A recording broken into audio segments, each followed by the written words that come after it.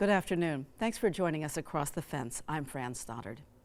We were saddened to hear about the recent passing of Vermont dairy farmer and organic agriculture advocate Jack Lazor. He died November 28th after battling cancer for several years. In the tributes and memories shared in the press and social media about Jack's passing, 3 words rose to the top: innovator, educator, and pioneer. Jack, together with his wife Ann, operated Butterworks Farm in Westfield. Beginning in the late 70s, the Lazors milked Jersey cows and made yogurt. From its start and continuing today, Butterworks Farm is committed to the principles of organic food production. Markets for locally grown and organic products would not be as accepted or as woven into the fabric of Vermont as they are today, if not for Jack's passion and compassion. Across the Fence featured Lazor in a series about alternative energy in 2007. When we spoke with him, he was trying to do his part to reduce his dependence on fossil fuels. Here's Keith Silva.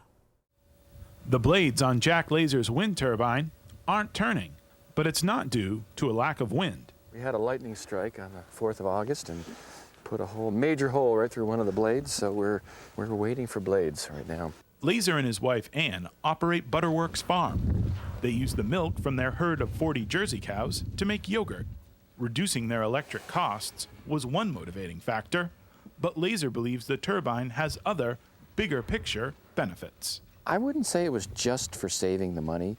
I think it's actually for saving the energy. Even if it costs me the exact same amount of money by the time I'm all done, I still will have been glad that I had a windmill, because it's at least, that's some power that didn't have to be generated, or generated by using fossil fuels and producing greenhouse gases. So it's kind of our little contribution to the environment while we still kind of live an electric lifestyle like everybody does today. Pretty much everything happens right here with this. The turbine cost $100,000 to install and was funded in part by the United States Department of Energy. The electricity it generates isn't enough to make Butterworks Farm entirely self-sufficient, but it does reduce the farm's electric use. We'll make 50 to 60% of our power. I think the most we've ever knocked off our electric bill in 1 month is about $600.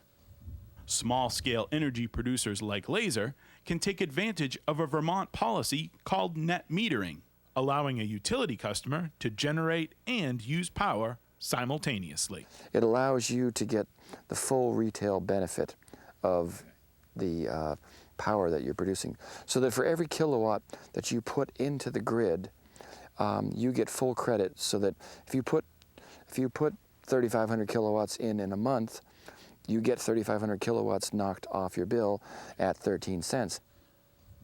Even though the turbine has been offline for a couple of months, Lazor isn't discouraged. I think we've made somewhere between 35 and 40,000 kilowatt hours in 3 years' time. It's probably not even quite half of what we've used, but still it's energy we didn't have to buy.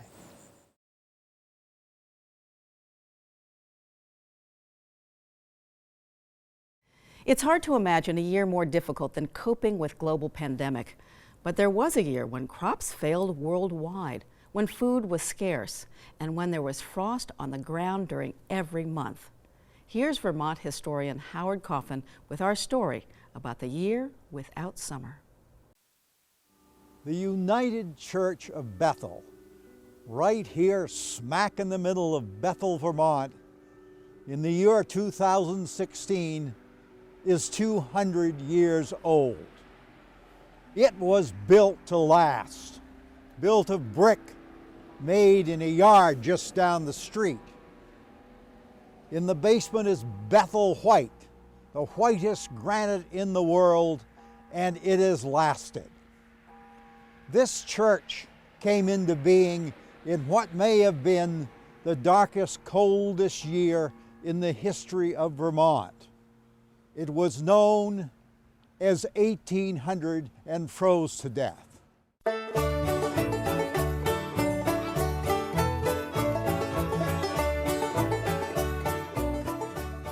No one could have seen what was coming in the winter of 1815 and 16.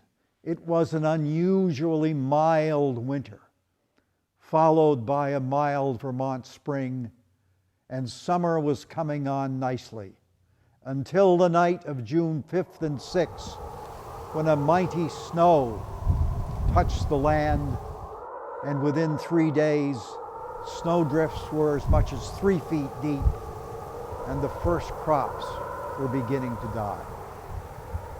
The awful year had begun. In July, there were frosts and more snow. In August, in Middlebury, the temperature suddenly went up to 90 degrees and then plummeted below freezing, and a great drought set in. It became so dry that forest fires broke out in the Adirondacks. The smoke drifted across the lake to Burlington, and visibility there was only a few feet at times.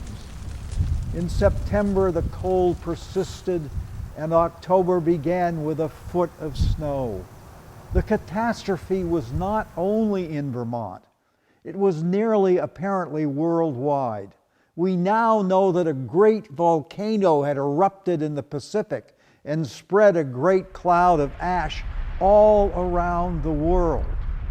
In Europe, the writers Lord Byron and Mary Shelley had planned to spend a happy summer in Switzerland in the Alps, writing happy things. But the clouds descended, the cold came on, and Mary Shelley went indoors to write a novel called Frankenstein. The result of this winter without a summer, as some called it, others called it the starvation year, eventually would mean that up to 15,000 Vermonters would pick up and leave. Among those who left Vermont was a family from Norwich renting a farmhouse down there named Smith. They took with them their son Joseph and went to western New York State. He, of course, would found the Mormon religion. Most people stayed, and many became part of a religious revival. Of course, the darkness and cold brought fear. O Lord, our help in ages past. People flocked to the churches, and of course, they built a new one in Bethel. And we raise our glasses of the mulled winter wine with a toast. On this Sunday morning, the congregation of the United Church of Bethel is welcoming in the Christmas season. Decorations are going up, and the choir is in good voice.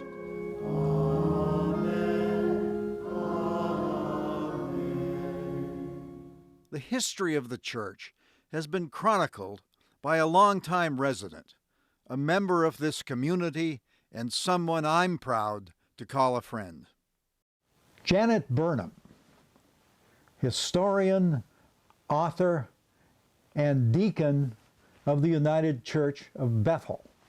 We're here in her historic home, which I understand to be the oldest house in Bethel Village. And it has something to do, very much to do, with the religious history of this village. Janet. That's true. And it's not I don't believe it's the oldest house entirely in Bethel, but the oldest one in the village, as you said. And it was 37 years before they built a church here in town. So before that, they had visiting ministers and so on and so forth, and they had to have it in barns or fields or houses, and this particular room, which they called the Foursquare Room, was a place that they often held a church service. So church services were held right here. Yes, right here. And if memory serves me, there was a rather famous preacher who would have preached here. Yes, that was Hosea Ballou, who was probably the most influential preacher to forward the thinking about universalism. Do you think there's a connection between the weather and the building of the church? Absolutely, had to be. They said that Historians say that between 10 and 15,000 people packed up and left Vermont. It could be the world was ending, perhaps. Absolutely. The end times, like it said in the Bible, the end times. And they would have no way of knowing then that a volcano half a world away was causing the weather to act peculiarly. Today, as we begin this celebration of 200 years in this building, what it was that Sunday service at places of worship like the United Church of Bethel brings people together. How important are these churches to our communities? They're extremely important in the terms that they have been the anchors of our communities since the earliest days. They are built at the head of our towns on a hill at the head of the green. They are part and parcel of what a Vermont village is all about. They were the center of village life as meeting houses and places to congregate for all sorts of things that have kind of fallen by the wayside due to modern society. However, they still remain extremely important because even in a state that is the least churched in the nation, they have a place. They have a place in our lives and in the fabric of our communities. For what do we do for weddings if we don't have them? What do we do with our dead if we don't have a church to carry them to and from to our churchyards and honor them? What do we do if we do not have these places to come to in times of crisis, both nationally and internationally? When we have a local tragedy, it is the place where we still gather. When we mourn a local person, it's the place where we come to share our community's grief and begin to do that healing. If we ever lose these places, we have lost the soul of Vermont. Nice to see you. In 2016, a Vermont State Historic Marker will be dedicated on the front lawn of this church. This grand old building will become the official place of remembrance for the year Vermont nearly froze to death. In Bethel, I'm Howard Coffin for Across the Fence. Thank you, Howard. And once again, thank you for joining us across the fence. I'm Fran Stoddard. Stay well.